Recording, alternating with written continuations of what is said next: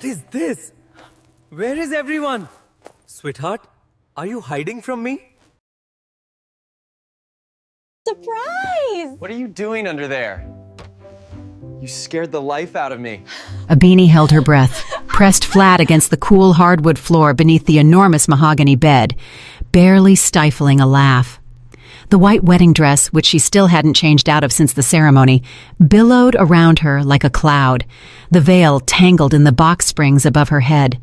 If Omari sees me like this, looking like a tiny angel climbing out from under the bed, he's going to have a heart attack, she thought, picturing her new husband walking into the room. He'd search every corner, calling out worriedly until she burst out yelling, "Surprise!" And they'd laugh until they cried, just like in the old days. Back then, Omari was different, fun, carefree, with bright eyes and a contagious laugh. He used to show up under her window at midnight with an acoustic guitar, singing the blues until the neighbors started yelling and threatening to call the police. She would dash out in her pajamas and fuzzy bunny slippers, and they'd run off, giggling like teenagers, even though they were both well over 30. The door creaked open, but instead of her husband's familiar footsteps, Abini heard the distinctive clack of her mother-in-law's heels. Zola swept into the room with that air of authority she always carried, as if this were her territory, her domain, where she was the absolute queen. "Yes, Shanice, I'm home now," she said into her phone, settling down precisely on the edge of the bed Abini was hiding under. The springs groaned, forcing the bride to flatten herself even further against the floor. No way. The girl turned out to be very docile. Too much so, I'd say. Omari says she's practically an orphan, that her daddy is some nickel-and-dime engineer at a plant, barely scraping by. I went personally to see her place, a hovel in some run-down building out in Decatur. A shame, truly. But now my Omari has leverage. Abini felt her blood run cold. Docile. Orphan. Her father was an engineer, yes, but not just any kind. He was the head of design at Kinetic Designs, LLC, a defense industry firm, a modest man who never boasted about his position. The apartment in that old building actually belonged to her late Aunt Clara, and her father kept it for sentimental reasons, because he'd grown up there.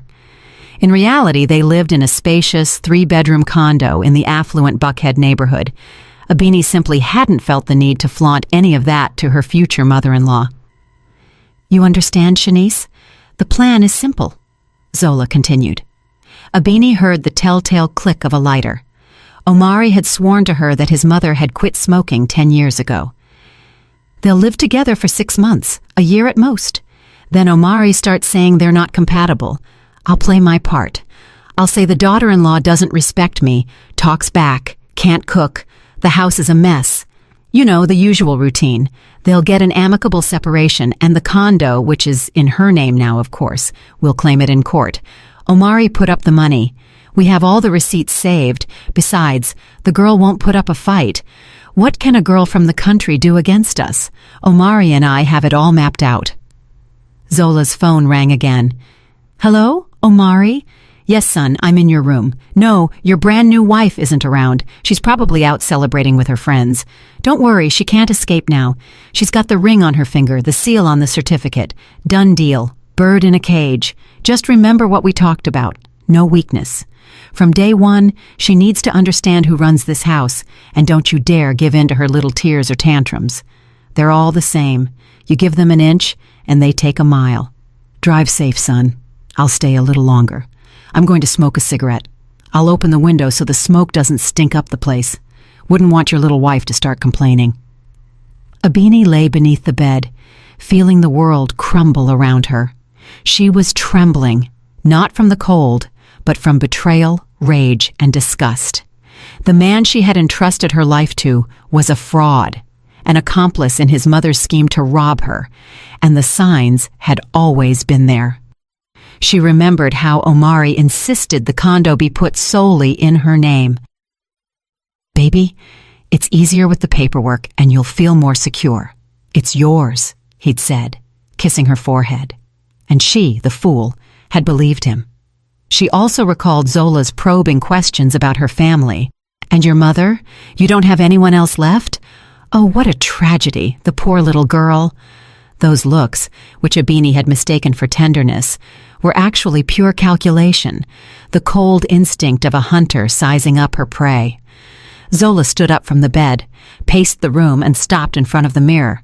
Don't worry, Shanice. Patience. I put up with my late husband for 30 years until he finally kicked the bucket. And now the house, the properties, and the accounts are mine. He thought I was some country bumpkin only fit for making soup. Let this one believe it too. All the better. Well, darling, I'll let you go. I'll call you tomorrow and tell you how the lovebirds' first night went. If they even find each other, that is. She let out a nasty little laugh and left the room. Abini remained motionless for a long time, afraid to move. Then slowly, she crawled out, sat on the floor, and hugged her knees. The dress was covered in dust, the veil ripped, but none of that mattered. The important thing was deciding what to do. Her first impulse was to grab her things and leave immediately in her wedding dress in the middle of the night. But something new awakened in her, a cold determination. No, sweethearts. You messed with the wrong one, she murmured, getting up. In her wedding purse was her cell phone. Abini quickly opened the voice recorder app. Luckily, she had managed to start recording when she heard her mother-in-law's footsteps, initially wanting to capture Omari's reaction to her joke. Now she had an ace up her sleeve, but one wasn't enough. She needed the whole deck. She quickly changed into a pair of jeans and a sweater, packed the dress away in the closet, and sat down at her laptop. Omari wouldn't be back for a while, and she planned to use the time well. The first call was to her father, Kamau. Despite the late hour, he answered immediately. "Princess, why aren't you sleeping? It's your wedding night, and you're calling me?" he said, with a mixture of affection and worry. "Daddy, I need to talk seriously. Do you remember offering to put your share of the company in my name?" There were a few seconds of silence. "Abini, what happened? Did that idiot do something to you?" "Daddy, nothing has happened yet, but I need a guarantee. Can you come to the notary first thing tomorrow morning?" "Of course, baby girl. And we'll transfer your Aunt Clara's condo into your name, too. I already have the paperwork ready." "Thank you, Daddy. I'll explain everything later." "No need. The minute I met that Omari, I knew he was an opportunist. And his mother? Forget about it, but you wouldn't listen to me. You were in love." "I wasn't, Daddy. I wasn't." The next call was to Sila, her best friend and lawyer. "Sila, I'm sorry to call you so late. I need a consultation. If a condo is in my name and I bought it before the wedding, does my husband have any right to it?" "Abini, what's going on? Are you already thinking about divorce? The wedding was today." "Sila, just answer. If I bought it before the wedding and it's only in my name?" "It's separate property. He could only claim something if he could prove he invested money in renovations or improvements. Why are you asking?" "I'll explain tomorrow. Can you stop by my place around 10? "Of course, girl. Hold tight." The door slammed shut. Omari was back. "Abini, where are you? Baby girl, I drove halfway across the city looking for you," he said in a worried voice, though she could now hear the falseness behind it. Abini walked down the stairs, trying to appear calm. "Hi, my love. I was just tidying up a little and I changed my clothes." Omari hugged and kissed her, and Abini had to make a huge effort not to pull away. "Why are you so cold? Are you freezing?" "I'm just tired. Let's go to sleep. Tomorrow is going to be a heavy day." "Heavy? We're on vacation for 2 weeks." "Yes, but the condo is new. We have to organize it. By the way, your mother was here looking for you." "My mother? What for?" Omari's voice tightened. "I don't know. I was in the shower. I just heard the door. Maybe she left a gift." They went to bed, and Omari fell asleep right away. Abini, on the other hand, lay there with her eyes open, planning. She had 2 weeks of vacation to put everything in order. In that time, she had to gather proof, protect her assets, and teach those scoundrels a lesson they would never forget. And she knew exactly how to do it. The next morning, Omari woke her with a kiss. "Good morning, Mrs. Ramos," he hummed. Abini almost corrected him. "It's Vargas on my passport." But she stopped herself. Good morning. Do you want coffee? Sure. And an omelet, if it's not too much trouble. Your mother says you're a wonderful cook. Abini almost burst out laughing. Yesterday, that same mother told her friend that her daughter-in-law couldn't cook. Of course, sweetheart. Go take your shower. I'll make breakfast. While Omari showered, humming some pop song, Abini turned on her phone's recorder and hid it among the spice jars. Then she took a package of pre-made pancakes from the freezer. She heated them in the microwave and served them with whipped cream and jam. She decided not to make the omelet out of principle. He could be satisfied with what he got. Wow, pancakes? Did you whip those up so early? Omari came out of the bathroom in a robe, drying his wet hair. Yes, especially for you, Abini replied with a smile.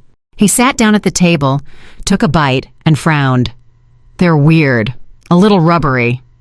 It's a new recipe. They're low fat, she replied calmly, serving the coffee. Oh well.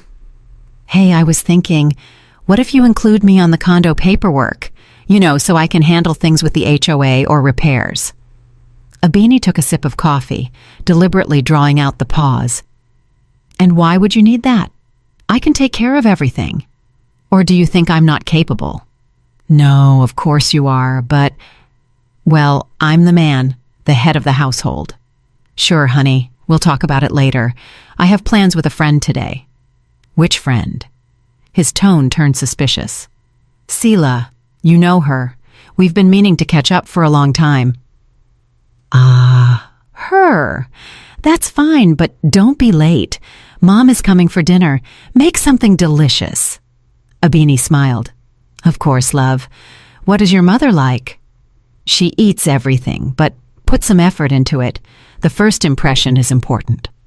If Omari only knew the impression his mother had already made, he probably would have choked on his pancake. But Abini just nodded. Will do. As soon as Omari left, supposedly to see his friends, though she was sure he was running to his mother to report on the progress of the divorce plan, Abini checked her phone. The recording was perfect. Clear, especially the part where he talked about being the head of the household and his right to the condo. At 10 o'clock, Sela arrived, a freckled redhead with a folder of documents under her arm. All right, tell me what dumpster fire we need to put out. Abini played the recording from the night before. Sela listened, her eyes widening. Good Lord, Abini, this is blatant fraud. We can sue them. We can, but I don't just want to sue. I want them to learn a lesson forever. Whoa, the lioness has finally come out. I always said you were too nice. Let's see what we have. A recording of the mother-in-law, another of Omari. The condo is in your name, but he put up the money and has the receipts. Wait a minute. He formally put up the money? Yes, but it was actually mine. Remember the trust fund my dad set up for me when I turned 18? It had accumulated a good amount. I gave that money to Omari, supposedly for something shared, but he withdrew it in cash, as if it were his, and theatrically handed it to the seller right in front of his mother. I didn't think anything of it. I thought he just wanted to show off for her. And the transfer from your account to his? Of course. It was all done through the bank. Perfect. That's our smoking gun. All right. Listen up. Sela spread the documents on the table and began to explain the plan. First, transfer all your money to accounts Omari doesn't know about. Second, formalize your stake in your father's company. Third, gather more evidence. And most importantly, show nothing. Act like the adorable wife until everything is ready. The doorbell rang. Her father had arrived with the notary. Kamal looked serene and steady, as always in difficult moments. Good morning, Sela. Abini. I brought Dr. Miller. He'll take care of everything. The notary, a gray-haired man in a crisp suit, placed the documents on the table. So, we formalize the donation of 49% of the shares in Vargas Engineering and the transfer of the property at Republic Avenue, 245. Correct. Abini nodded. And this other document, her father added, taking out another folder, is a power of attorney to administer the remaining 51% in case of my temporary incapacitation, just in case. While the papers were being signed, her father took Abini aside. Now, are you going to tell me what's going on? Abini played the recording for him. Her father listened in silence, his face hardening with every second. "The devils," he muttered finally, through gritted teeth. "Daddy, don't get involved. I'll handle this." "I know. You can do this alone. You're just like your mother, strong and determined. She'd be proud of you. But if you need anything, I'm right here." By nightfall, all the documents were ready. The money had been transferred to new accounts, and Abini had a plan perfectly mapped out. All that was left was to execute it. She went to the grocery store to buy what she needed for dinner. Zola eats everything. Perfect, she thought. She will eat everything. She bought chicken giblets for the broth, rice, margarine instead of butter, and, with special pleasure, a can of expired corned beef. She says I can't cook? We'll see. Back at the condo, she got to work. She prepared the broth with lots of bay leaves and peppercorns to make it spicy. The rice she overcooked until it looked like glue. She mixed the canned meat with boiled potato and mayonnaise, creating something that vaguely resembled a tuna salad. And the final gem was a cake made with lady fingers and a filling of margarine and sugar. "A work of art," Abini said, satisfied. Omari arrived at 7, and at 7:30, Zola appeared, dressed in a new pantsuit, her hair impeccable, wearing expensive perfume. "Abini, darling," she exclaimed, blowing a kiss in the air. "How are you two settling in? Happy? Of course you are. And what's for dinner? I haven't eaten all day. You know, the diet." With an innocent face, Abini began to set the table. First came the broth. Zola took a sip and immediately coughed. "What is this?" "Spices. My grandma's recipe. She was from the country," Abini replied, unperturbed. "Ah, the country. Right."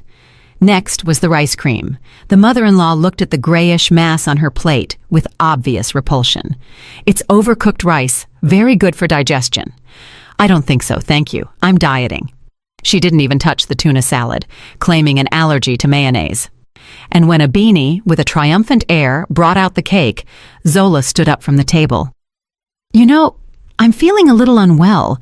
Must be the stress from yesterday. Omari, walk me to the car." As soon as they left, Abini went to the window. From there, she could see Zola gesticulating furiously, lecturing her son while he tried to justify himself. Finally, the mother-in-law got into her car and drove away. Omari returned, frowning. "Abini, what was that?" "What thing?" "That dinner. You ruined it on purpose." "Why would you say that? I worked so hard." "Hard? My mother says they don't even serve stuff like that in basic training." "Excuse me, I didn't know your mother was so delicate. You said she ate everything." "Everything, but not trash.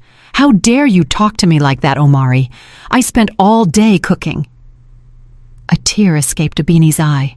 Her college drama classes had not been in vain. Omari softened instantly. "I'm sorry, sweetheart. I overreacted. It's just that my mother is used to a certain standard. I understand now. I won't cook for your mother again. She can bring her own food if my standard isn't good enough." "Come on, don't be like that. I'll take you out to a restaurant tomorrow." "We'll see," Abini murmured and went to their room. The following days unfolded at a strange pace. Omari was clearly following his mother's instructions. He complained about trifles, demanded an account of the money spent, and insinuated they should register his share in the property. Abini pretended to be a hurt but submissive wife while continuing to gather evidence. Her phone, always recording, became her best ally.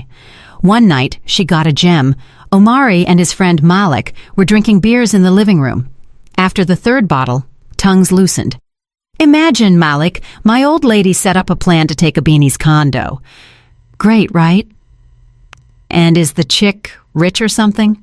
"Nah, she's just average, but the condo is in her name, and I put up the money, so in about a year, I get divorced, keep the place, and I'm free as a bird." "What if she sues you?" "Sue me where? Her daddy's a working stiff without 2 dimes to rub together for lawyers. My mother and I will eat her alive in 2 days." Abini, sitting in the next room, smiled. "Working stiff, you say? We'll see about that, my love." 1 week later, she decided she had enough evidence. It was time to act. The first call was to her mother-in-law. "Zola, it's Abini. I wanted to apologize for that dinner. Could you come over tomorrow? I'm going to prepare something special." "Oh, Abini, I don't know." "Please, I want to improve our relationship. You're like a second mother to me." That last phrase seemed to flatter Zola. "Well, all right, I'll come. But I warn you, I'm very particular about food." "Of course. I'll do my best." Then Abini called Sila. "Ready for the big day tomorrow?" "More than ready. I have all the papers and a little gift for your mother-in-law." "What gift?" "You'll see. It's going to be a bombshell." That night, Abini told Omari that his mother had accepted the invitation. "Seriously? Mom's coming after that dinner?" "I convinced her. I told her I want us to get along." "Very good. That's the right attitude. Mom loves to be respected." "I've noticed." "Hey, Omari, what if we invite a few more people? Your friends, for example." "What for?" "To make it more lively. A family dinner." Good idea. I'll invite Malik and his wife, Talia and Amare. Mom will be happy. She likes them." The next day, Abini really went all out. She ordered food from a nice catering company, decorated the table carefully, and even bought flowers. The guests started arriving at 7. First Malik and Talia, then Amare, and finally Zola. "Oh, this is lovely," the mother-in-law said, surprised. "Abini, congratulations. Now this is a standard." Everyone sat down at the table, and the toasts and compliments began. Zola relaxed and started telling anecdotes about Omari's childhood. "Remember, Omari, when you were 5 and you said you'd only marry a princess? Mom, please." "Well, it was a nice wish for a child. Of course, you didn't get a princess, but Abini's not bad either." That "not bad either" hung in the air. Abini stood up. "Friends, I want to propose a toast to our family. May there always be honesty, trust, and love in it." Everyone raised their glasses. "And now," Abini continued, "I want to show you something interesting. It's a recording I made by accident on our wedding day." She pulled out her phone and hit play on the audio of Zola talking on the phone. The room fell into a heavy silence. Only the mother-in-law's voice came out of the speaker. "The plan is simple. We get separated without a scandal, and we keep the condo." Zola went pale. Omari jumped up. "Abini, what is that? Where did you get that?" "Oh, my dearest husband, I was hiding under the bed. I wanted to play a trick on you, but it seems you're the ones who got the real joke in the end." That's a setup," Zola screamed. "It's fake." "Really? And is this fake too?" Abini played the recording of Omari talking to Malik. Talia looked at her husband with disgust. "And that's not all." The doorbell rang. Sila walked in, a folder in her hand. "Good evening. I'm attorney Sila Brooks. Zola, this is for you." She handed her an envelope.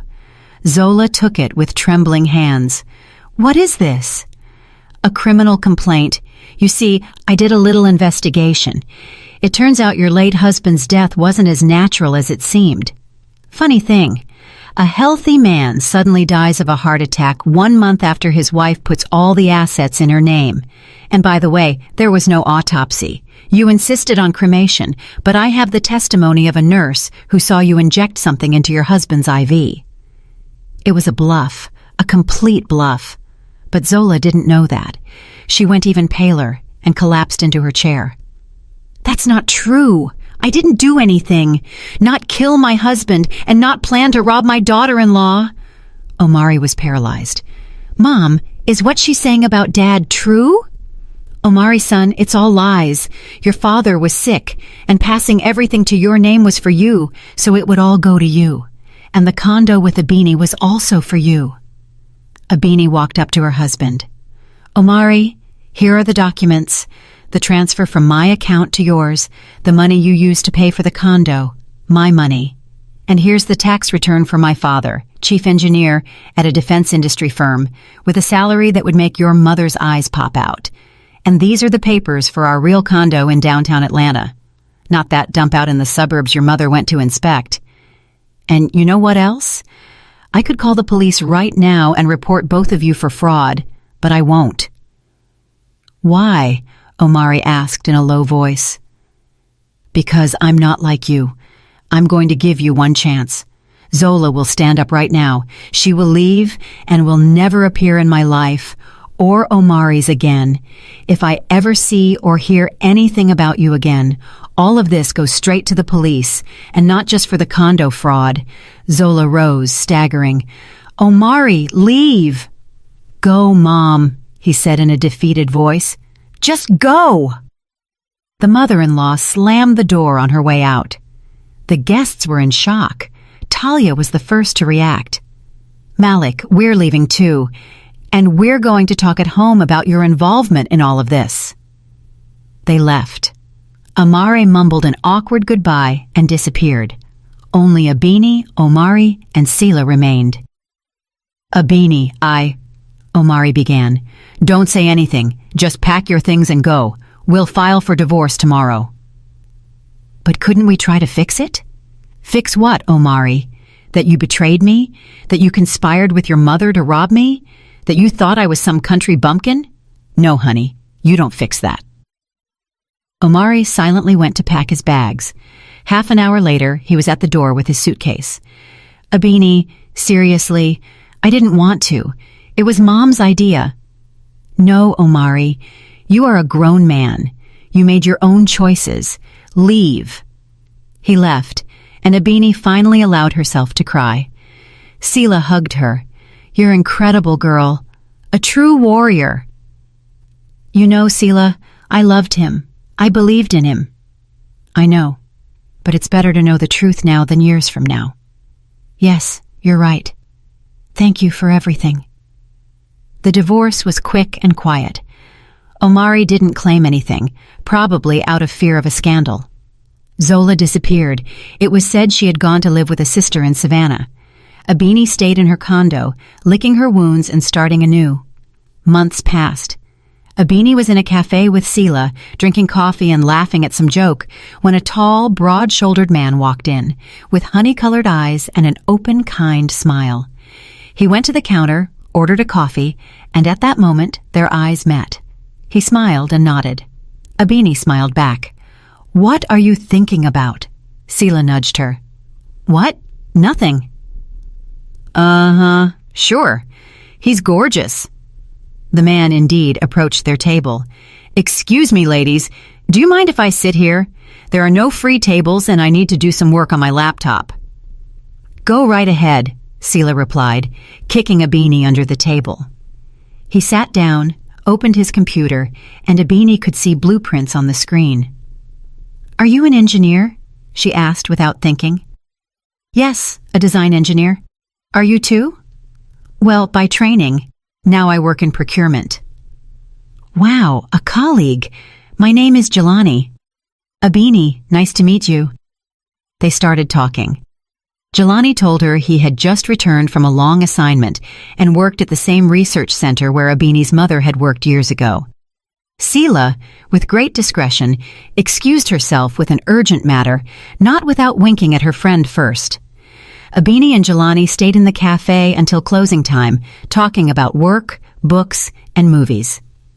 "Abini, give me your number. I'd love to continue this conversation," he said as they left the premises. Abini smiled and dictated it to him. "I'll call you tomorrow. I'll be waiting." That night, she couldn't sleep. Her heart was racing, and she couldn't stop thinking about Jelani. "Don't fall in love, Abini. Don't take another step. No more naivety," she repeated to herself, but her heart wouldn't obey. Jelani kept his word and called her the next day. He invited her to a jazz club. Then came a concert, a walk in Piedmont Park, a dinner at a small, cozy restaurant. He was attentive, affectionate, with a great sense of humor, and most importantly, honest. No games, no masks. On the third date, Abini decided to tell him about her failed marriage. Jelani listened carefully, without interrupting. "You know, Abini, your ex-husband is a complete fool. To lose a woman like you for pure greed. Do you really believe that?" "I'm sure of it. Any normal mother-in-law should have been praying for a daughter-in-law like you. Smart, beautiful, independent. Abini blushed. Are you exaggerating? Not one bit. And I'll tell you something else. I'm glad he was an idiot. Otherwise, I never would have met you. 1 month later, Jelani introduced her to his mother, Nyala, a sweet, educated woman, a literature professor. Nyala welcomed her like a daughter. Jelani has told me so much about you. I'm so happy he finally found a woman who's worth it. Over tea, Nyala told funny anecdotes from Jelani's childhood while he turned red and asked her not to embarrass him. The atmosphere was warm, familiar, and full of tenderness. One day, while walking in the city at sunset, they ran into Omari. He was with an unknown woman. He looked dejected, thin, and sad. Seeing Abini on Jelani's arm, he stopped. Abini, hi. Omari, you look well. Thanks. You too. It was a lie, but Abini didn't want to hurt him. I wanted to apologize for everything. No need. That's all in the past. My mother is gone for good. We have no contact. I'm sorry, Abini said sincerely. For all the betrayal, losing a mother always hurt. Omari nodded and continued on his way. His companion was asking him questions, and he was answering in monosyllables. Your ex? Jelani asked. Yes. Do you want to talk about it? No. He's the past. I have the present and the future. She looked at him and smiled. Jelani squeezed her hand. That night, Abini received a call from her father. Princess, how are you? Very well, Daddy. I can hear it in your voice. That Jelani of yours is a good man. I looked into him a little. What, Daddy? I have a right to know who my daughter is dating. And the boy is excellent.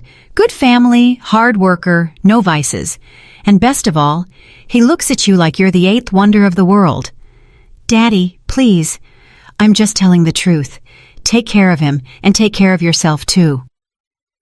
6 months later, Jelani proposed to her without grand gestures or a public spectacle. Simply during a dinner at home, he pulled out a ring and said, Abini, marry me. I want to wake up with you every morning. I want to have children who look like you. I want to grow old by your side. Abini laughed and cried at the same time when she said yes. The wedding was simple, only close friends and family, without luxury or spectacle. Sila was the maid of honor and cried throughout the ceremony. I'm so happy for you, girl. Abini's father walked her down the aisle and whispered, Your mother would be so proud of you. You're strong like her. Niela wept with happiness as she hugged her new daughter-in-law. Welcome to the family, daughter. That night, when the guests had left, Abini and Jelani sat on the balcony of their condo, drinking champagne and looking at the stars. You know, Abini said, I think it was all worth it. What do you mean? That whole story. If it hadn't happened, I never would have met you. Fate, Jelani smiled. I don't believe in fate. I think we build our own lives. My wise engineer, he said, smiling. Let's go to sleep. Let's go. But you know what? I'm never hiding under a bed again. They laughed and went inside. A year passed. Abini was in the doctor's office and couldn't believe what she was hearing. Congratulations. You are 8 weeks pregnant. She left the clinic as if in a dream. Pregnant. She and Jelani were going to have a baby. She pulled out her phone to call him, but she stopped. That news had to be given in person. That night she prepared a special dinner and put on the same dress she wore when Jelani proposed. He arrived tired from work, but seeing the table set and his wife dressed up, he was surprised. Did I forget a date? An anniversary? I have good news. Wonderful news. She handed him the ultrasound image.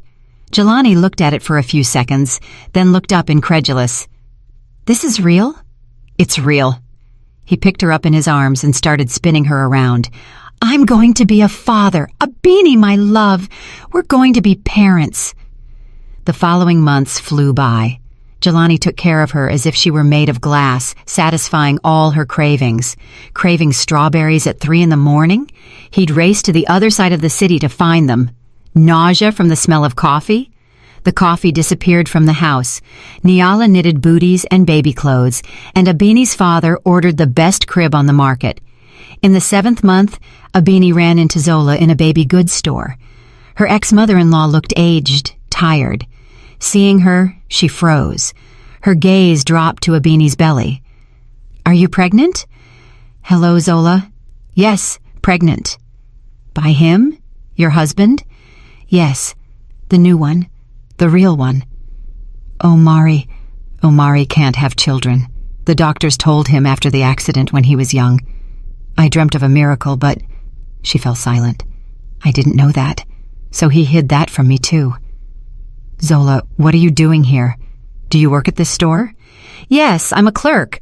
After all that scandal, I was fired. Thanks to your friend, the lawyer, everyone found out. Omari won't speak to me. I live with my sister. I work where I can." Abini felt a pang of compassion.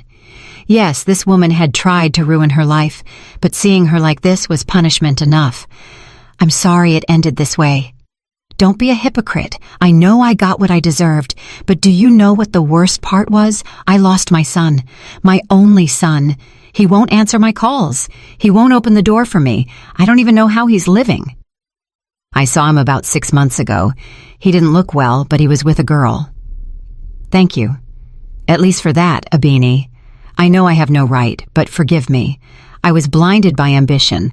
I wanted the best for my son, and I destroyed his life and mine." Tears ran down her face. Abini remained silent. "Forgive? How do you forgive a betrayal like that?" "Zola, I can't forgive you, but I don't blame you either. Everyone makes their own choices and bears the consequences. Yours brought you here. Mine luckily led me somewhere else. I wish you well." She turned and walked towards the exit. Abini called out to her, "Zola, take care of your happiness. Don't repeat my mistakes." Zola nodded, and Abini left. At home, she told Jelani everything. He hugged her. "You did the right thing. There are things you can't forgive, but you can let go. And you did. You know, I feel bad. She lost everything, and she lost it all by herself. It was her decision. We have another life, other values, and soon a little miracle will arrive, one we're going to raise with love and honesty." The delivery was difficult, but Jelani was by her side the whole time, holding her hand and whispering words of encouragement. When the nurse placed that tiny crying being on her chest, Abini broke down in tears of joy. "It's a girl," the doctor announced. "A girl," Jelani repeated, his voice trembling. "Our girl." They named her Nia, in honor of Abini's mother. She grew up cheerful, curious, with her mother's green eyes and her father's smile. Grandpa Kamau spoiled her with toys and sweets. Grandma Niala read her stories and taught her poems. When Nia turned 3, Abini became pregnant again. This time, a boy was born. Kai, quiet and thoughtful from day one. Nia welcomed her brother with enthusiasm, becoming his little helper, rocking him solemnly and singing lullabies. Life was calm and happy. Abini returned to her job as an engineer, and now both she and Jelani worked in the same design office. They left together every morning and returned together every evening. They spent weekends with family or strolling in the park. One day, when Nia was 5 and Kai was 1, they ran into Omari in the park. He was with a boy of about 3 and his pregnant wife. Seeing Abini with her family, he approached. "Hello." "Hello, Omari. Are these your children?" "Ours," Jelani corrected, wrapping an arm around his wife's waist. "They're beautiful, aren't they? They look like their mother." "Thank you. And you have a son too?" "Yes, and soon we'll have a girl. This is Tisha, my wife." The woman smiled shyly and said hello. "I'm glad to see you well, Abini.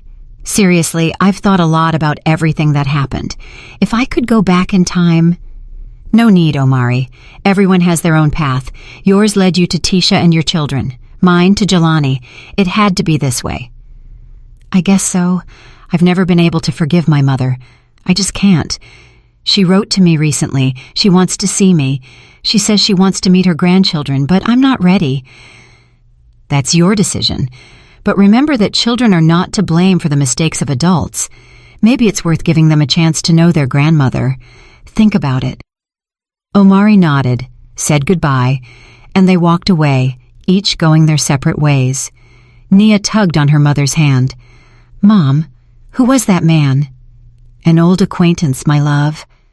Was he sad? Yes, a little bit. We're not sad, are we? We are happy.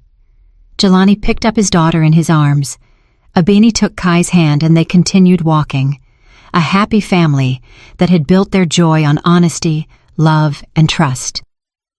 Another 5 years passed. Nia entered middle school and turned out to be a brilliant student, especially in math. The inheritance from the engineer grandfather was noticeable. Kai became passionate about painting, and his watercolors adorned all the walls of the house. And little Serafina, barely 1 year old, the third and surprising but very much awaited daughter, took her first steps, wobbling and falling on her bottom amid everyone's laughter. One night when the children were asleep, Abini and Jelani were in the kitchen drinking tea. You know, I was thinking today that 10 years have passed since that whole story, Abini said. What story? My first wedding. Ah, that one. Forget about it. Why stir up the past? It's not to stir it up. It's just that if it weren't for that episode under the bed, none of this would exist. You, the kids, our happiness. You're getting philosophical, Jelani joked. A little. You know, I don't regret anything. I'm even grateful for the pain. It made me stronger. The doorbell rang. It was Sela with a bottle of wine and a cake. Am I interrupting? You never interrupt. Come in. The three of them sat down and poured the wine. What are we toasting to? Jelani asked. To justice, Sela exclaimed, raising her glass. Remember that guy who tried to swindle my client? Well, today the judge sided with us completely. And do you know who his lawyer was? Zola. What? The ex-mother-in-law herself. It seems she reinvented herself, but it didn't help her at all. She lost the case disastrously. Abini became thoughtful. So Zola had managed to rebuild her life, study, and get a job. In a way, she deserves credit, Abini said. Credit? After everything she did to you? Sela protested. Sela, she was already punished. She lost her son, her position, her money, but she didn't give up. She started over. That takes guts. You're a saint, Abini. I'm not a saint. I'm just a happy person. And happy people don't hold grudges. Later, when Sela had left and Jelani went to check on the children, Abini stepped onto the balcony. The city lights glittered and music could be heard in the distance. She thought about the strange path that had led her there, from being a naive young woman, ready for a joke on her wedding night, to becoming a strong woman, mother of 3, and a successful professional. You're going to get cold, Jelani said, putting a blanket over her shoulders and hugging her from behind. Look, a shooting star. Make a wish. Abini closed her eyes. Do you make a wish when you already have everything? What did you say? Nothing. That if I say it, it won't come true. In reality, she wished that her children would never know betrayal, that their first love story would also be their last, that they would be happy. But she knew that was impossible. Every person has their own path and their own tests. She could only be there to support and love them. Let's go to sleep, Jelani proposed. Let's go, but I'm still not getting under the bed. They both laughed. It was now their family joke, one that no one understood except the two of them and Sela. The next morning, Abini woke up to the pitter-patter of tiny feet. Serafina climbed into bed and snuggled between her parents. Naya and Kai followed. Mom, Dad, wake up! It's Sunday. You said we were going to the zoo. Jelani groaned, pulling the sheet over his head. Dad, don't fake it. We know you're not asleep. The children started tickling him. The room filled with laughter. During breakfast, Nia suddenly asked, Mom, how did you and Dad meet? In a cafe, Abini and Jelani looked at each other. Dad asked to sit at our table. How boring! And we talked about engineering projects, Abini added. How boring, but it was real, Kai said with surprising maturity. Real is better than a fairy tale. At the zoo, the children ran from one enclosure to another. Serafina pointed at the animals, babbling invented words. Abini and Jelani walked behind, hand in hand. Are you happy? He asked. Immensely. And you? I'm by your side. What more could I need? That night, when the tired but happy children were asleep, Abini turned on her laptop to check work emails. A headline appeared on her newsfeed. Renowned attorney Zola Ramos wins major real estate fraud case. Abini opened the article. The photo showed the same Zola, but different. Confident, elegant, and professional. The news said she had defended an elderly woman whom some scoundrels tried to steal an apartment from. What are you reading? Jelani peered over her shoulder. Nothing, just news. That's your ex-mother-in-law. Yes. Look, now she defends those who are being defrauded.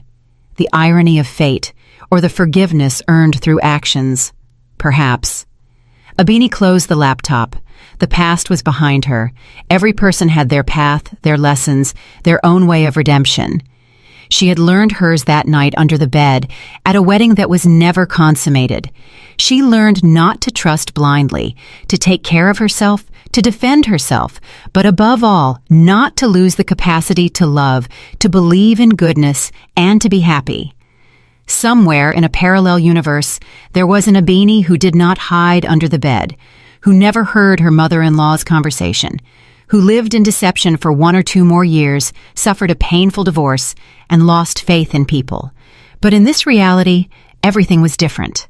A prank, a single instant under the bed, changed her destiny.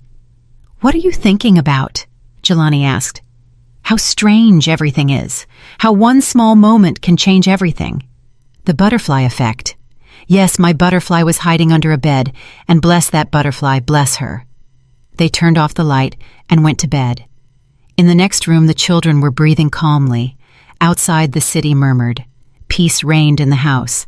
That true peace that only exists in families built on love and trust. The next day, the phone rang. It was her father. Princess, I have news. Kamau, what is it? Well, Irene from the design office and I are dating. Abini nearly dropped the phone. Her father hadn't had a partner since her mother died, 15 years ago. Daddy, that's wonderful. Are you really okay with it? Of course. Your mother would have wanted you to be happy. Thank you, honey. Do you mind if I come over with her on Sunday for lunch so she can meet the kids? Perfect. Irene turned out to be a charming woman, about 55, with kind eyes and a warm smile. The children looked at her cautiously at first, but she quickly won them over. She gave Nia a children's engineering kit, Kai a set of professional watercolors, and Serafina a huge teddy bear. During lunch, she told funny anecdotes, and soon everyone was laughing. Irene's a legend at the firm, Kamau said proudly. The only woman head of design. Kamau, you exaggerate, she replied, blushing a little. But it's admirable, Abini said. I know how difficult it is for a woman to stand out among so many men. You're an engineer too, Kamau told me. Maybe you could come join our team? We have an opening right now.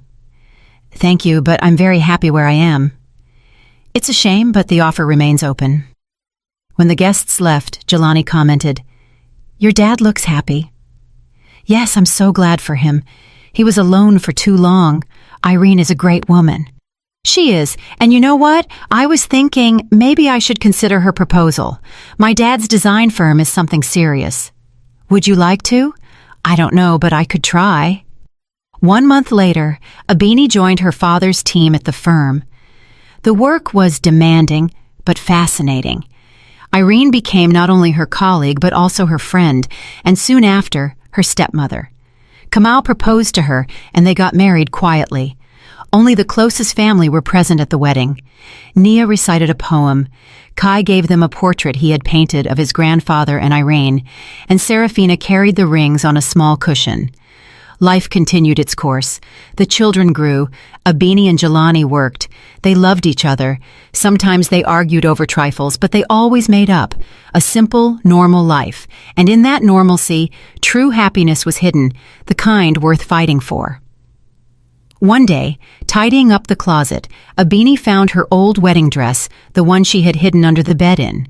She took it out, smoothing the wrinkles. Nia ran in. "What a pretty dress. Is it yours, Mom?" "It was mine. Can I try it on when I'm older?" "Of course, but I hope you'll have a new one, your own." "And this one isn't happy?" "Yes, my love. My happiness started in this dress, only it started in an unusual way." "Will you tell me about it someday? When you're older?" Abini put the dress back in the closet. Let it stay there as a reminder that even from the darkest night, you can step out into the light, that a betrayal can become a springboard to happiness, and that sometimes under the bed, there is not just dust, but also destiny. That night, while the whole family was eating dinner, Jelani suddenly said, "We're all going on vacation together to the beach." "Yay!" the children screamed. "Yes, we are," Abini smiled. "But we'll look for a nice hotel with comfortable beds and nothing hidden underneath them," Jelani joked, winking at her. "What kind of secrets are those?" Naya asked curiously. "Grown-up secrets," Abini replied. "They're weird," Kai said thoughtfully. "All grown-ups are weird." "That's true," Jelani nodded and kissed his wife. Serafina hit the table with her spoon. "Eat!" Everyone burst out laughing, an ordinary night in an ordinary family. And in that everyday life, an entire life full of love, trust, and happiness was contained. A life that started with a silly joke and almost ended in betrayal, but that ultimately led her to true love. And if someone had asked Abini if she wanted to change anything about her past, she would have answered, "Nothing, absolutely nothing," because every tear, every wound, and every disappointment led her exactly to where she was supposed to be, with her family, with her love. In another corner of the city, Zola was working on a new case, defending a young woman whom her husband was trying to defraud.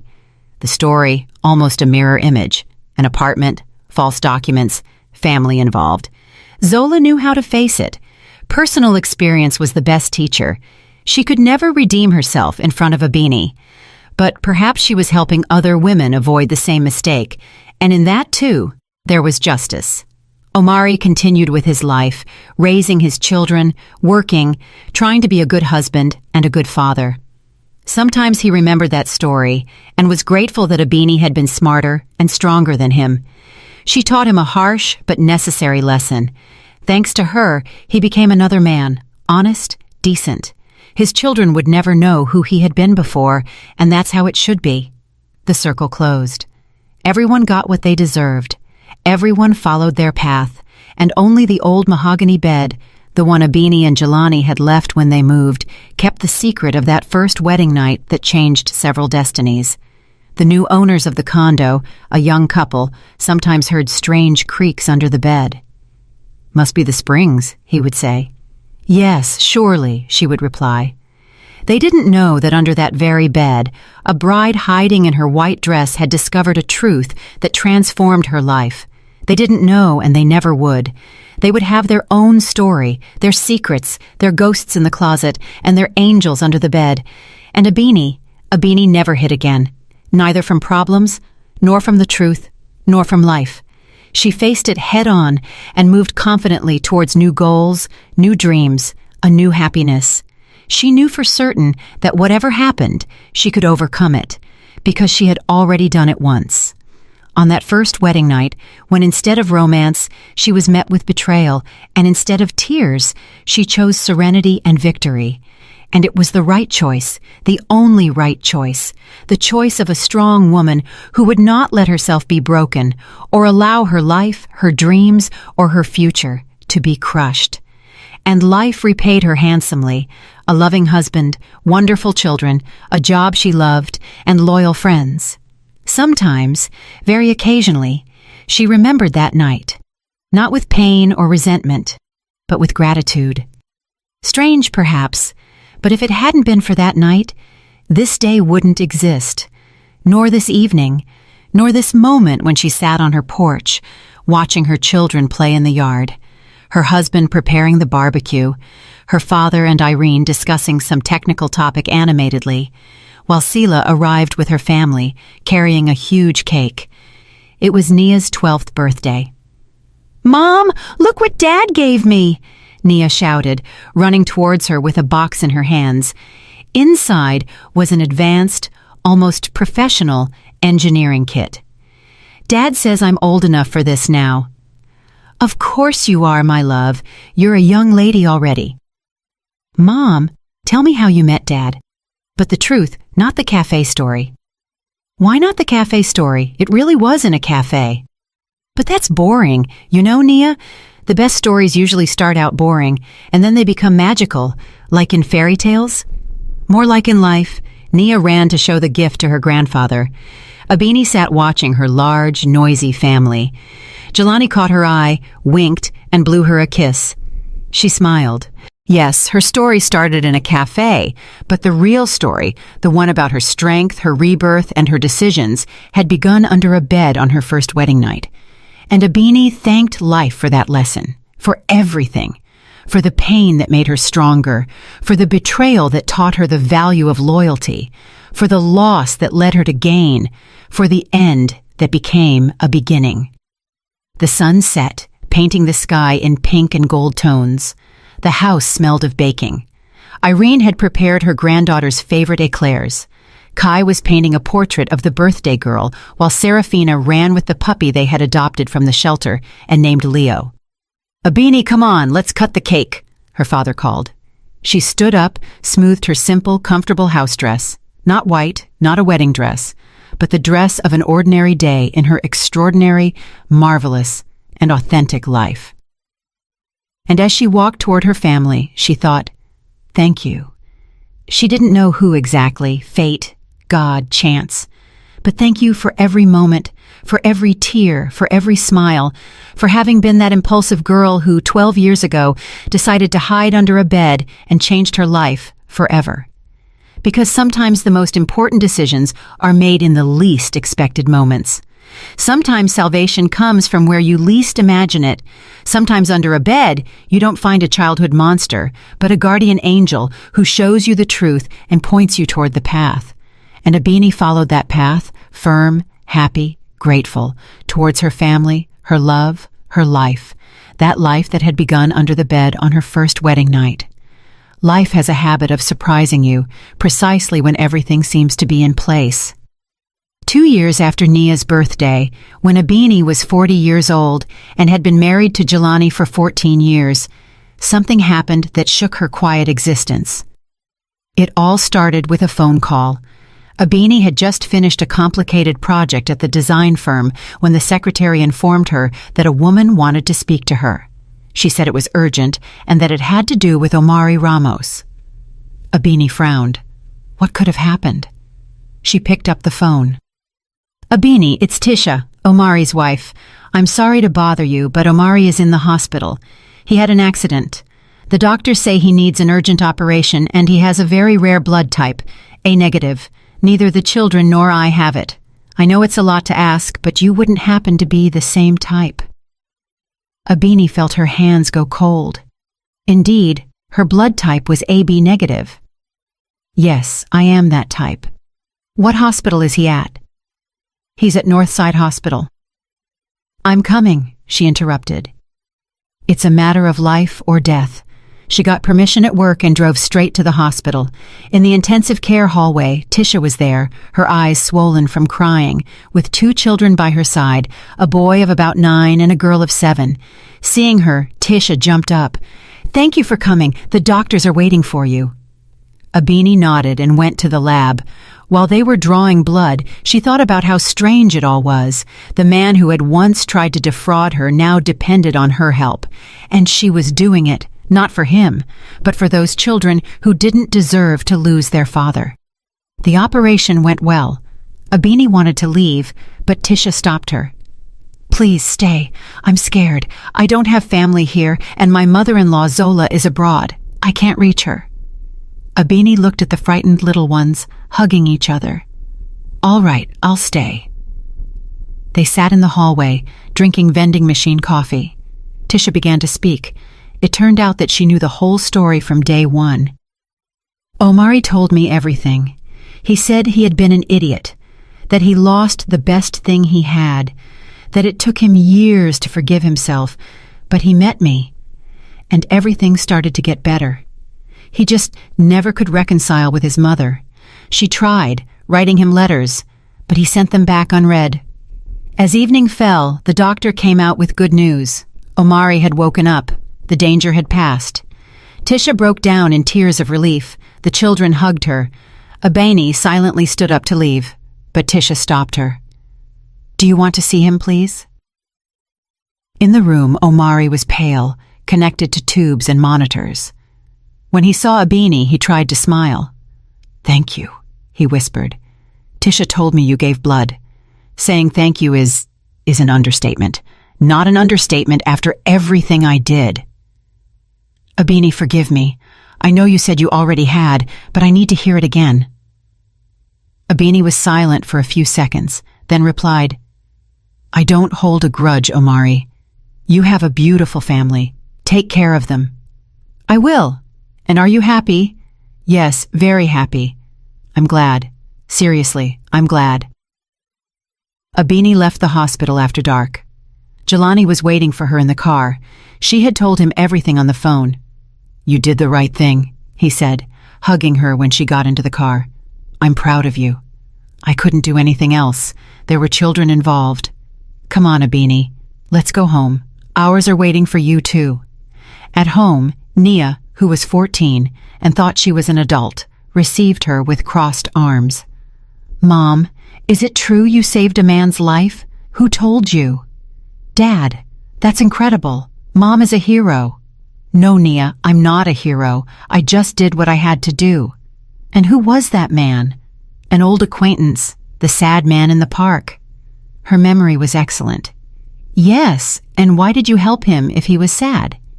"Because sometimes you have to help even those who have hurt you. That's called compassion." The story with Omari had an unexpected continuation. 1 week later, Zola showed up at Abeni's office. She had aged a lot, her hair completely gray, her face lined with wrinkles, her gaze tired, but she still stood tall with dignity. "Abeni, may I speak with you for a moment?" "Good morning, Zola. Please sit down." "I came to thank you for Omari. Tisha told me. You don't have to." "Yes, I do. I've thought a lot about what I did, what I lost all these years. You were right. Everyone makes their own choices. Mine cost me my son, but you didn't let that choice cost him his life. Thank you." Zola stood up to leave, but stopped at the door. "You know, I now help women who have been defrauded, free of charge. It's my way of redeeming myself. Not to you. I know I won't earn your forgiveness, but to myself, to God, if he exists. Zola," she turned around, "I forgave you a long time ago, not for you, but for me. Carrying the grudge is too heavy. Go see your son. He'll be in the hospital for at least a week. Maybe now is the time to talk." Zola nodded and left. Later, Tisha told Abeni that Omari had finally reconciled with his mother. It wasn't easy or immediate, but the ice began to melt. Zola began to visit her grandchildren, helping with care without imposing, and the children accepted her. Abeni's life continued its course. Nia entered a specialized high school for science and math. She dreamed of being a programmer. "Mom, engineering is last century. The future is in tech," she said confidently. Kai, at 12, was already participating in art exhibitions. His teacher said he had enormous talent. Serafina turned 8. She was the spitting image of Abeni as a child, just as lively, determined, and with character. Until one day, Serafina came home from school crying. "What's wrong, my love?" Abeni asked worriedly. "A girl in my class said I was adopted, that I don't look like Nia or Kai, and that you picked me up from an orphanage." Abeni hugged her tightly. "Nonsense. You are my daughter, my girl. It's just that you look like your great-grandmother, my grandma. She also had dark hair and coffee-colored eyes, and the rest of us take after Dad's side. We're lighter." "Seriously?" "Of course. Do you want me to show you pictures?" They sat together looking at the family album while Abini told her stories about her ancestors. Suddenly, Serafina asked, "Mom, why don't you have pictures of your wedding? My friend's mom showed me hers. They were very pretty." Abini paused. She had thrown away the photos from her first wedding. She barely had any from the second with Jelani. There hadn't been much time. "You know what? Let's do a photo shoot. We'll dress up elegantly, like in a wedding, and take photos of the whole family." "Yes, and Dad will wear a suit. We'll convince him." The idea of a simple photo shoot soon turned into something bigger. Sila proposed, "What if you have a symbolic wedding, just for you and your friends? After all, that time was so simple without a party." Jelani supported the idea. 15 years together is a good reason. The preparations started immediately. Nia took charge of the organization, showing a natural talent. Kai designed the invitations with his drawings, and Serafina helped her mother choose the dress. They tried on dozens. Kamau and Irene took care of the banquet, and Nyala helped with the venue's decor. 1 week before the event, Abini received a letter with no return address. Inside was a photo, her and Omari at their first wedding, and a note. "I thought you should have this. Not as a memory of the bad, but as a symbol of the path you have traveled. With respect." Abini looked at the photo for a long time, a young girl in white, smiling at the camera, not imagining what awaited her a few hours later. Naive, trusting, in love.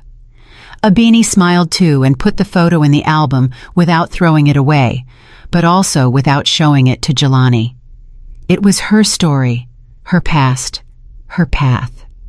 The day of the symbolic wedding dawned radiantly. September offered warm sun. They decided to have the ceremony in Piedmont Park, where they often walked with the children. Family and friends gathered, about 50 people. Abini wore a simple, elegant white dress fitted to her body, nothing as pompous as the first one. Jelani, in a light-colored suit, looked like he stepped out of a movie. The officiant was Abini's own father. "Dear friends," he said with an emotional voice, "today we celebrate that 15 years ago my daughter made the best decision of her life. She chose Jelani. And Jelani made a wonderful mistake. He chose my daughter, quirks and all." Everyone laughed. "But seriously, looking at you, I understand what true love is. It's not just romance or passion. It's daily work, respect, mutual support. It's knowing that no matter what happens, there's someone by your side who won't betray you or abandon you. Abini, Jelani, looking at you and your children, I know you have built what many only dream of, a true family." "Kiss!" everyone shouted. Abini and Jelani kissed amid applause. Nia took photos with her professional camera, her new passion for a year. Kai sketched the scene in his notebook. Serafina ran among the guests, saying her mother was the most beautiful bride in the world. Sila gave a moving speech. "I have seen Abini's whole story from the beginning. She has always been a fighter, a force of nature. But with Jelani, she has also become a happy woman, and that is golden." Nyala read a poem of her own composition that no one knew she wrote. Irene sang a romantic bolero with a beautiful voice. Even colleagues from the firm presented a funny slideshow titled "Engineering Love, the Calculation and Structure of a Perfect Family." As evening fell, when the sun tinted everything golden, Jelani took the microphone. "I'm not a speaker, you know that, but I want to say something. Abini, 15 years ago, you said yes. That was the best day of my life. Every day with you has been a gift. You have given me 3 wonderful children. You have made me better, stronger, wiser. I don't know what awaits us, but I know that whatever happens, we will face it together. I love you." Abini couldn't hold back the tears. They were tears of pure happiness. She took the microphone. "Jelani, thank you for arriving just when I was ready to find you. for teaching me what true love is. No games, no lies. Thank you for our children, for every shared day, for never judging my past, for accepting me with all my scars. I love you more than my life." They danced their second dance to the song that was playing that day in the cafe where they met. The guests surrounded them. Many were crying. The children looked at their parents with pride and tenderness. "And now, a surprise," Nia announced. The 3 children went up to the small makeshift stage. Nia sat at the keyboard. She had been taking classes in secret. Kai picked up the guitar, and Serafina stood in front of the microphone.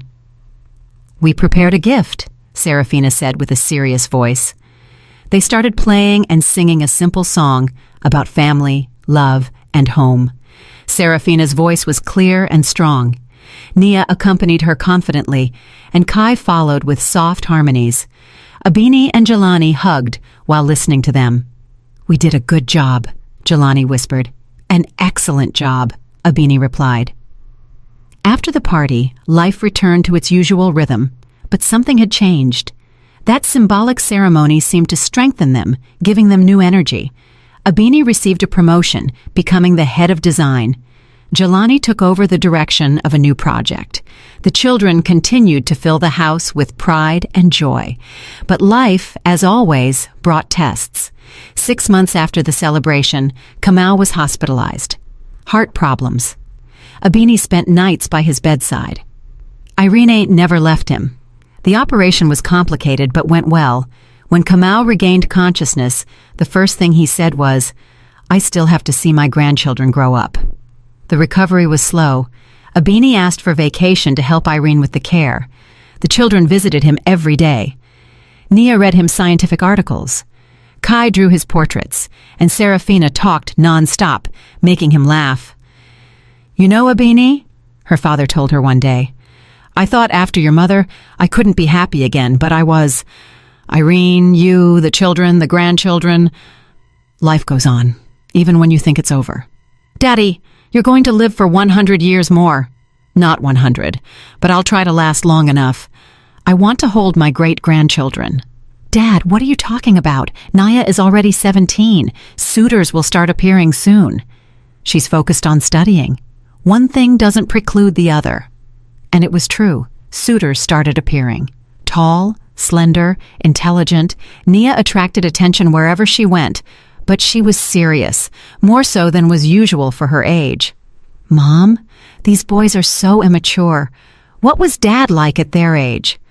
"Your father was 30 when we met, and at 18, I don't know. Ask Grandma Niala." It turned out that Jelani at 18 was an incurable romantic. He wrote poems and dreamed of being an archaeologist. "See?" Nia said.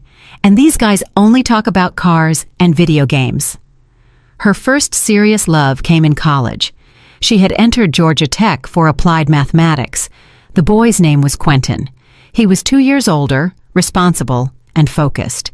She brought him home to introduce him, dying of nerves. Jelani gave him a real interrogation, but the boy held his own. "He seems like a good kid," he ruled in the end, "but I'll keep an eye on him." Kai, at 15, had other priorities. Art. He had been accepted to the Savannah College of Art and Design. His talent was undeniable, and his professors predicted a great future for him. "Mom, can I go to that workshop in Italy? Master Silva will be there. He almost never accepts students." They let him go, though with heavy hearts. Serafina, at 11, discovered her gift for music. She had a natural voice and perfect pitch. They enrolled her in a music school, and she soon became their star student. "Mom, I'm going to be a singer, like Beyoncé." "Finish school first. School is a bore, a necessary bore." One autumn evening, while the whole family was having dinner, Nia had come from the student residence. Kai had just returned from his trip. The doorbell rang. Abini went to open it. At the door was a young woman of about 25, very similar to Omari. "Abini?" "Yes. My name is Kiana. I'm Omari Ramos's daughter from his first marriage." Abini froze. Omari had never mentioned a first marriage. "Please, come in," she said automatically. In the living room, the young woman told her story. Omari had married at 20 and divorced a year later without knowing his wife was pregnant. She moved to another city, remarried, and Kiana grew up believing her stepfather was her real father. Only after his death did her mother tell her the truth. I found my father, Omari. We met. He was surprised, but he accepted me. He introduced me to his family. Tisha and the kids were very kind, and then he told me about you. He said you saved his life, that if it weren't for what happened between you two, he never would have changed. I wanted to meet you and thank you. Jelani watched cautiously, but Abini smiled. There's nothing to thank me for. Would you like a cup of tea? Over tea, they chatted at length. Kiana was a pediatrician. She worked at a children's hospital. Intelligent, cultured, with a sparkling sense of humor. Serafina immediately took to her, full of curiosity about medicine and children. Do you mind if I visit sometimes? Of course not. Come whenever you want, Abini replied. Over time, Kiana started coming more often. She became friends with Nia. They had a lot in common. She helped Kai with anatomy for his drawings and even gave Serafina singing lessons. She had sung in the university choir. Little by little, she became almost part of the family. One day, she arrived accompanied by a young man. I'd like you to meet Sergio, my friend. The friend was a surgeon at the same hospital, friendly, cheerful, with a charming sense of humor. At dinner, he told medical anecdotes, making everyone laugh. Kai immediately hit it off with him. Sergio also drew in his spare time. You know, Sergio said goodbye. I've heard so much about you from Kiana. She says you're the perfect example of a family, and she's right. Thank you for welcoming her this way. It means a lot to her. In the spring, great news arrived. Kai won an international competition for young artists. The prize, a residency in Paris. Mom, Dad, it's my dream, he said excitedly. Of course, they let him go, though with heavy hearts. They all went to the airport to see him off. Kai hugged his mother tightly. Don't cry, Mom. I'm not leaving forever. I know, son, but you're my first little bird flying so far. I'll be back, Mom. My home is here. Without Kai, the house seemed empty. Although Serafina continued to fill it with laughter, and Nia came home on weekends, something was missing. Abini found herself preparing her son's favorite dishes, even when he wasn't there. Jelani missed him too, though he concealed it. Abini's refuge was work. She was appointed director of a major project. The design of a new system for a space station was a demanding and fascinating task, and she immersed herself completely in calculations, blueprints, and tests. One night, staying late, she heard sobs in the adjacent lab. It was Carla, a young technician. What's wrong? Through tears, Carla explained that her fiancé, whom she was about to marry, had cheated on her and taken another woman to their apartment. She was left without a home and without hope. Stop crying, Abini said firmly. Tears don't solve anything. I have a spare room, Kai's room. You'll stay there for now, and then we'll see. Carla looked at her as if she were an angel. Abini, but how? No buts. Collect your things. Let's go. Jelani received the new tenant calmly. Saving someone again, huh?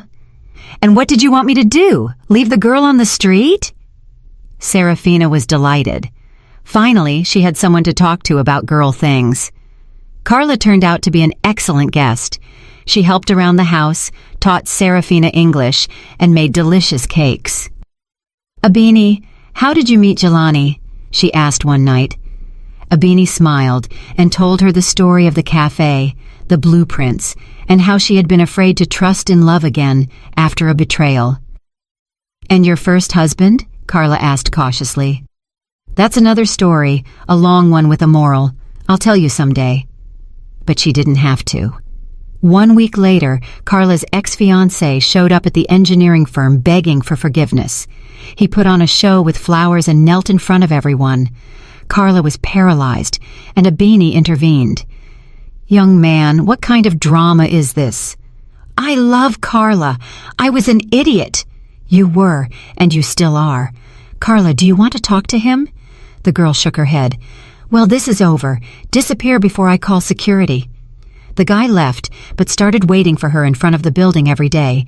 Jelani had to have a man-to-man conversation. After that, the ex disappeared forever. 1 month later, Carla met Miguel, a programmer from the department next door.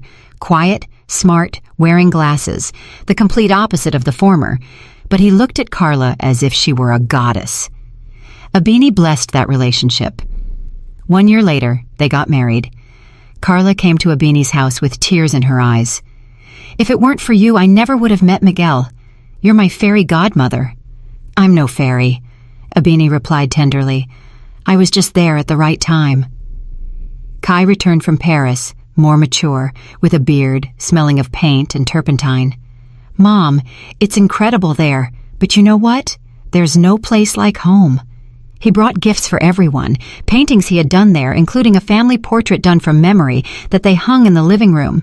Nia graduated with honors and received several job offers. She chose a research center. I want to do science, not design websites. Quentin proposed to her at the graduation party. She said yes, but they decided to postpone the wedding for a year to get settled first. Serafina turned 14 and blossomed. Tall, beautiful, the ugly duckling who turned into a swan. Boys started noticing her, but she only thought about music. Mom, I've been invited to a competition in Vienna. It's fantastic. Fantastic, but pass your physics exam first. Mom, no moms. Travel is necessary. They traveled together to Vienna. Abini requested vacation time. The city dazzled them with its beauty. Serafina sang in the legendary Musikverein, where Pavarotti once performed. Her voice was pure and powerful. The audience fell silent. When she finished, the ovation lasted 5 minutes, first prize, and an invitation to study at the Vienna Conservatory. Mom, it's my big chance. I know, my love, but you're still too young to live alone in another country. We'll talk when you're 18. Serafina got a little angry, but soon got over it. Her first crush was waiting for her back at school. Life continued its course. Abini and Jelani worked. The children grew. The parents aged. After his illness, Kamau had become a philosopher. He could talk for hours about the meaning of life. You know, Abini, I've realized the essential thing. Family is everything. Work, money, success, all that is secondary. The important thing is to have your loved ones close and healthy. Nyala, on the other hand, began to weaken. Sometimes she forgot things, got confused. The doctors said it was old age. Jelani was heartbroken, and Abini supported him as best she could. They brought Nyala to live with them and prepared a room for her. The children surrounded her with affection. Serafina sang her songs. Kai drew her portraits. Nia read aloud to her. One day, sitting in her armchair, Nyala said in a clear, serene voice, Abini, thank you for Jelani, for the grandchildren. I'm at peace because I know he's in good hands. A week later, she passed away peacefully in her sleep. The funeral was a quiet autumn day. Jelani remained strong, but Abini saw his pain. Returning from the cemetery, he said, You know, Mom always said that life continues, even when it seems like everything is ending. She was a wise woman. She was. And she lives on in our children, in their talents, in their hearts. Yes, Serafina inherited her musical ear, Kai, her artistic sensitivity, Nia, her analytical mind, and you inherited her kindness and her wisdom. Thank you, love. Life, indeed, continued. Naya married Quentin. The wedding was beautiful, emotional. Her father walked her down the aisle, holding back tears. Dad, don't cry. It's tears of happiness, sweetheart. Abini, next to Jelani, felt immense emotion. Her girl had grown up, had become a woman. The wedding brought together many guests. Even Omari came with Tisha and their children. Nia also invited Kiana, who brought her family. Omari approached Abini. Your daughter is gorgeous, just like you were at her age. Thank you, Abini. I wanted to tell you thank you for Kiana. She told me how you welcomed her. That's worth more than you can imagine. Omari, the past is behind us. We all have a present. Let's live it. Zola also arrived. She was aged, but still maintained her dignified bearing. Abini, congratulations. You have a wonderful daughter. Thank you, Zola. I wanted to give you something. Take this. She handed her an envelope. Inside was a check for an amount sufficient for a down payment on a condo. Zola, this is too much. No, it's a small part of what I owe you. Accept it. It's for the young couple. Nia and Quentin left on their honeymoon. Kai received a very special commission to paint the murals of a church, a great honor for such a young artist. Serafina prepared for her final exams and at the same time for entry to the conservatory. She decided to try for the one in Atlanta to be closer to home. And then Abini discovered she was pregnant again, at 45. A little late, but the doctors assured her everything was fine. Jelani was in shock. But how? As always, Abini laughed. Do you want to? And you? Yes, I do. The children reacted in different ways. Nia was happy. Mom, that's incredible.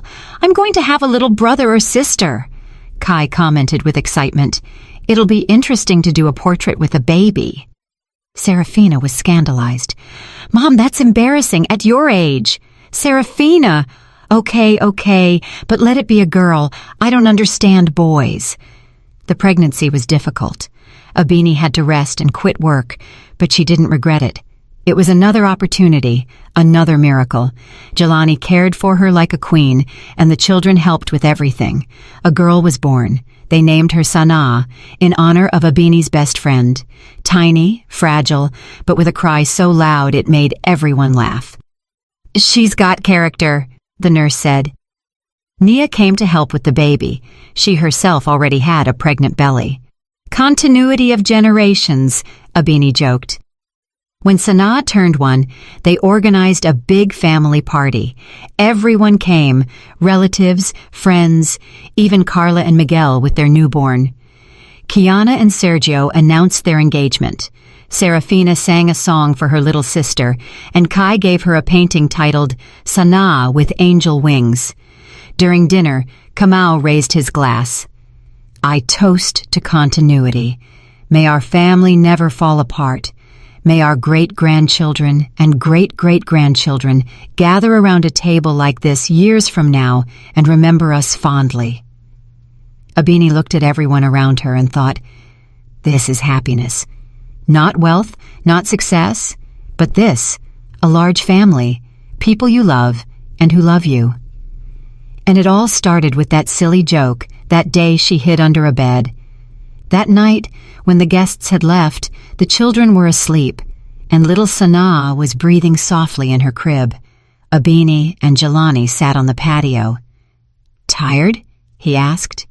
Happy, she replied. Sometimes I wonder what would have happened if I hadn't hidden under the bed.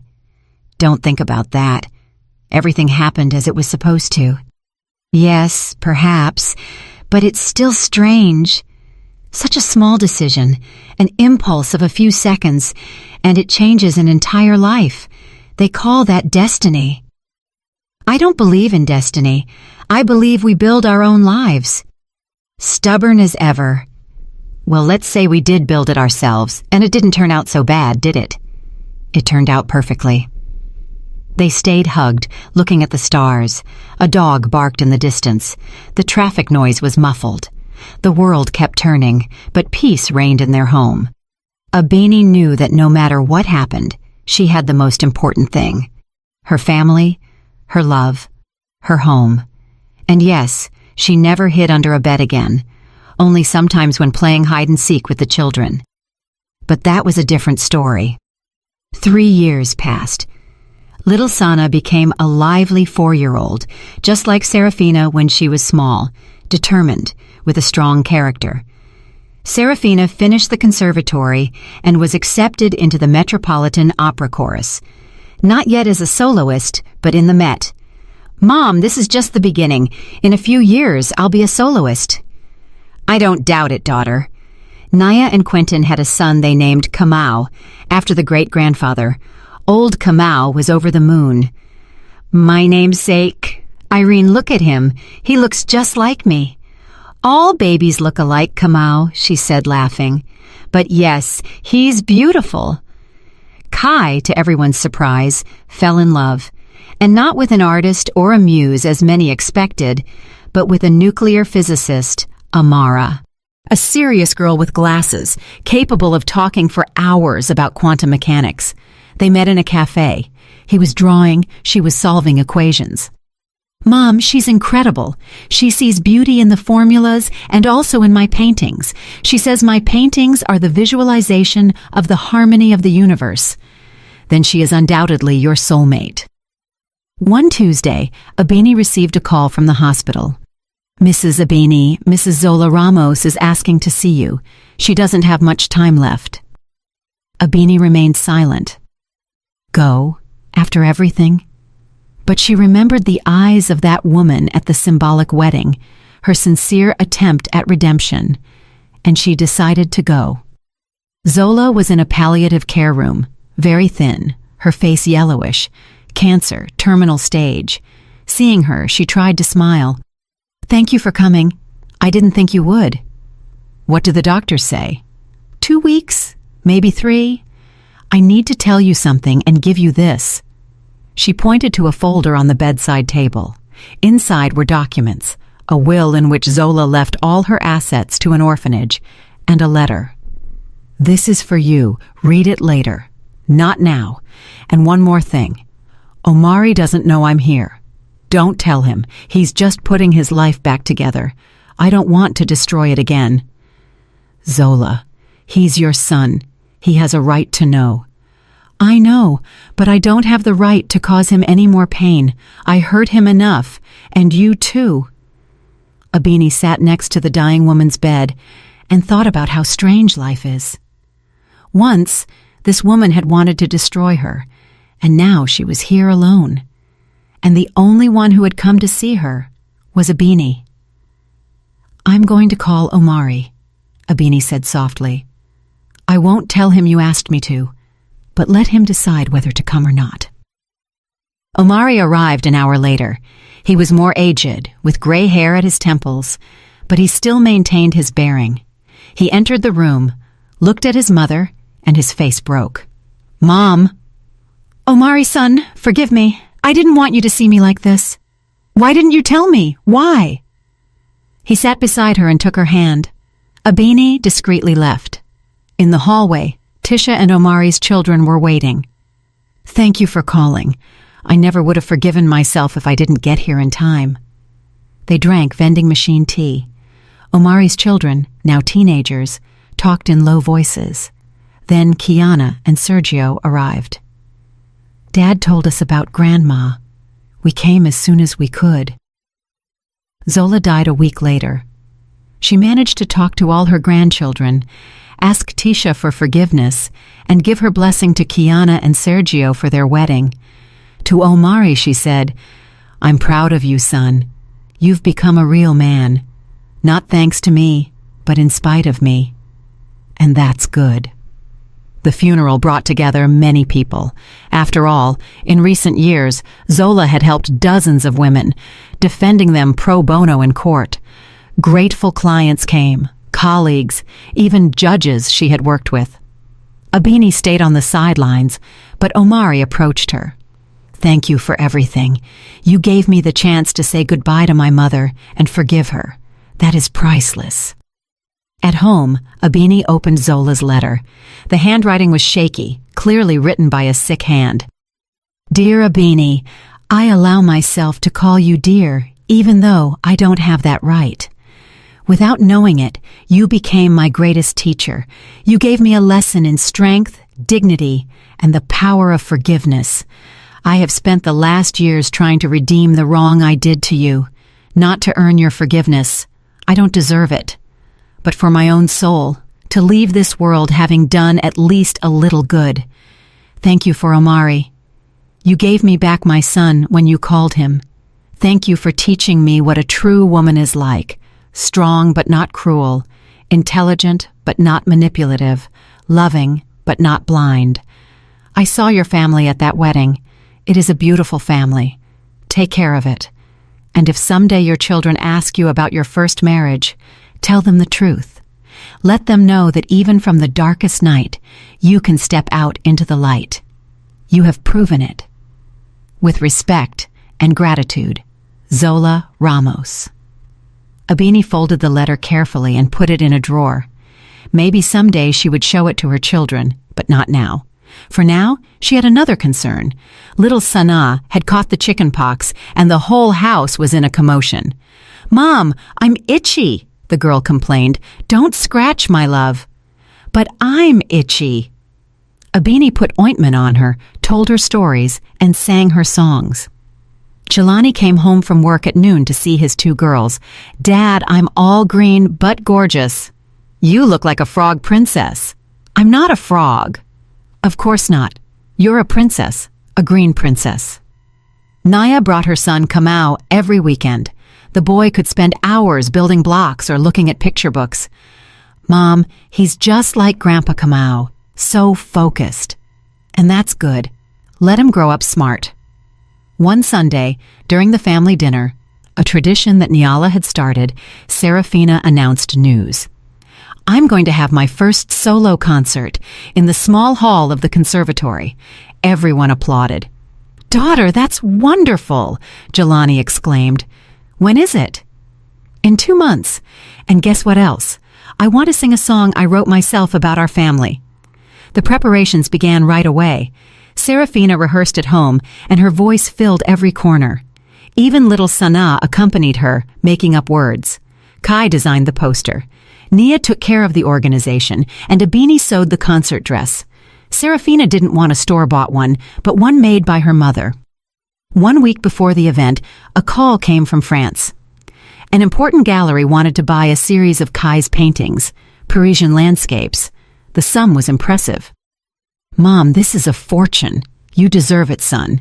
They recognized your talent. I want to donate a part to the orphanage Zola left her inheritance to." "Are you sure, Kai?" "Yes, it's the right thing to do." On the day of the concert, the hall was packed. Family, friends, colleagues, even Carla and Miguel with their 2 children. Kiana and Sergio, already married, were there. Omari and his family sat in the back row. Serafina herself had invited them through Kiana. Serafina went on stage in the dark blue dress her mother had made, embroidered with silver threads like stars. The audience fell silent. She started with classical pieces, romances. Her voice was pure and powerful, filling the souls of everyone present. Then she said, "The next song I wrote myself," Serafina said with a trembling but firm voice. "It's about my family, about how family isn't always just blood. It's about the people you love and who love you, those who accept you as you are, those who are with you in joy and in sorrow. This song is for my parents, who taught me what true love is, for my siblings, each one unique and unrepeatable, and for everyone who has become part of our big family, by blood or by choice." And she started to sing. The song was simple but deeply moving. It spoke of a home where you are always waited for, of a mother's hands that heal all wounds, of a father's smile that gives strength to continue, of the importance of knowing how to forgive and move forward. Abini cried without trying to hide it. Jelani squeezed her hand. Even little Sana was silent, mesmerized by her sister's voice. When the song ended, the audience erupted in applause. Everyone stood up. Serafina bowed, smiled, and suddenly said, "Mom, Dad, come up on stage." Abini and Jelani looked at each other, confused, but their children literally pushed them forward. They stood there, hand in hand, while Serafina hugged them, and the audience continued to applaud standing. After the concert, there was a small reception. Everyone congratulated Serafina, praised her, gave her flowers. A famous producer approached her. "Girl, are you ready for the big stage? I can arrange a tour across the country for you." Serafina looked at him and then looked for her parents' eyes. "Thank you. But first, I want experience here at home. The big stage isn't going anywhere." Kamau, leaning on his cane, approached his granddaughter with watery eyes. "Serafina, I am very proud of you. Your great-grandmother, my mother, also sang, not professionally, but she had a beautiful voice. You get it from her. Tell me about her, Grandpa." And he told her the story of a woman who was a nurse in the war, who sang to the wounded in hospitals, who believed that a song could heal the soul. That night, when the guests left, the family sat at home drinking tea and talking about the concert. Then Nia said, "Mom, tell us about your first marriage. The truth. We're adults now." Abini looked at Jelani, and he nodded, and she told them everything. How she wanted to play a prank and hid under the bed. How she heard her mother-in-law's conversation, Omari's betrayal, the revenge, and the forgiveness. The children listened with open mouths. "Mom, so that Omari man was your first husband?" Kai asked. "Yes." "And you forgave him after all that?" "Yes. It's not worth holding a grudge." "Mom, you're a hero," Serafina said. "I couldn't have done it." "Of course you could have. You are my children. You are strong too." "And Dad knew?" Nia asked. "From day one," Jelani replied. "Your mother was honest with me, and I loved her for that, for her honesty and her strength. Not every woman would be capable of going through something like that without breaking, without becoming bitter, while still retaining the capacity to love." Little Sana, dozing on the sofa, suddenly lifted her head. "And why did Mom hide under the bed?" Everyone laughed. "She wanted to play a trick on your uncle," Abini explained. "What a silly trick," the girl said seriously. "Under the bed is dusty and dark. I wouldn't do it." "And you're right. You shouldn't hide from anything or anyone." Another year passed. Abini turned 50, half a century. "How awful!" Serafina was scandalized. "Mom, we have to celebrate." "I don't want big parties." "Then we'll all go somewhere together, to the beach." Everyone loved the idea. They chose a quiet spot on the Gulf Coast and rented a large house facing the sea. Everyone went, even Kamo and Irene, although the doctors didn't recommend traveling far. "I haven't seen the sea in 10 years. I'm going." The 2 weeks by the sea flew by. They swam, sunbathed, and played volleyball. At night, they made bonfires, sang with Kai's guitar, and told stories. Sana built sandcastles with Grandpa Kamau. Little Kamau took his first steps in the sand, fell, and laughed heartily. On the last night, they organized a big festive dinner. Jelani raised his glass. "To my beloved wife, 50 is not an age. It's experience, Abini. You get more beautiful and wiser every day.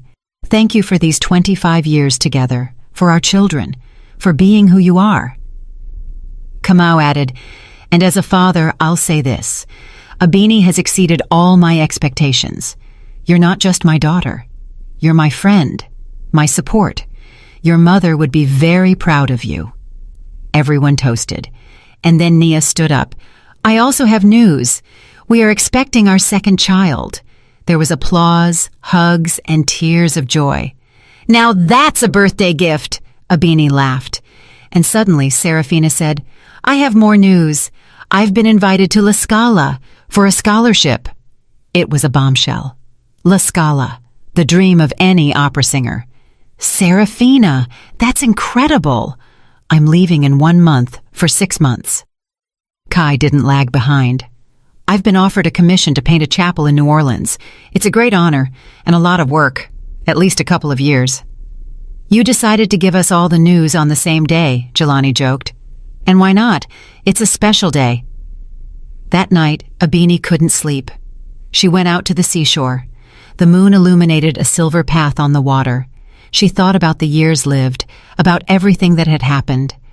Jelani approached and hugged her from behind. "Can't sleep? I'm thinking about how fast time goes by. It seems like only yesterday Nia was going to elementary school, and now she's expecting her second baby. That's life. Children grow and we grow old. Don't you regret it?" "Regret what? Having crossed paths with me with all my baggage?" "Abini, my love, your past made you who you are, and I fell in love with exactly that. Your strength, your wisdom, your truth. I thank fate every day I spend with you." They stayed hugged, looking at the sea. Seagulls cried in the distance. "You know," Abini said, I think my mother was right. She always said, "Don't fear difficulties because they make you stronger. Every test is a lesson, and if you learn it, life will reward you." She was a wise woman. Yes, it's a shame she didn't see all of this. Our children, our grandchildren. She sees it, I'm sure. She watches over us from wherever she is and is happy. They returned home tanned, rested, and full of plans. Serafina prepared for her trip to Italy, Kai for his work in New Orleans. Nia decorated the new baby's room. Life was bustling. And then the terrible thing happened. Kamau was hospitalized. A stroke. Abini never left his side. The doctors fought, but in the end, when he regained consciousness, he could see his daughter and smile at her. "Abini, I'm proud of you. Live. Be happy." And he left. They buried him on a rainy October day. Many colleagues and friends came, everyone who had loved and respected him.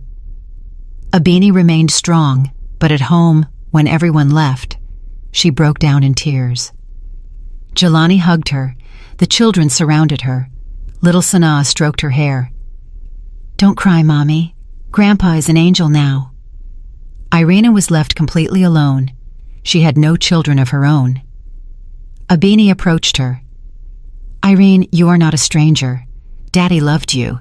Stay with us." Irene accepted, and a new grandmother appeared in the house.